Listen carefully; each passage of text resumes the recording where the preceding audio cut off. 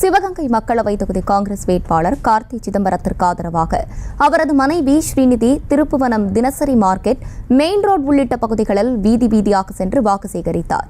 இதுகுறித்து மேலும் விவரங்களோடு இணைகிறார் செய்தியாளர் மகேஷ். வணக்கம், விவரங்களை வழங்கலாம்.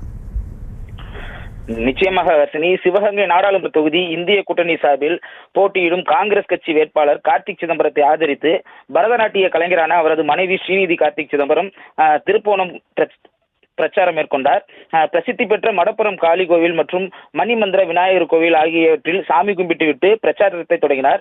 திருப்போணம் தினசரி மார்க்கெட், மெயின் ரோடு உள்ளிட்ட பகுதிகளில் வியாபாரிகள், பொதுமக்கள் உள்ளிட்டோருடன் காங்கிரஸ் கட்சியினர் சாதனைகளையும் கடந்த 2.5 ஆண்டுகள் திமுக நிறைவேற்றிய மக்கள் நல திட்டத்தையும் எடுத்து கூறி தமிழகத்தில் திமுக ஆட்சியின் சாதனைகளை தொடர காங்கிரஸ் கட்சி சார்பில் போட்டியிடும் தனது கணவருக்கு கை சின்னத்தில் வாக்களிக்க வேண்டும் என கேட்டுக்கொண்டார்.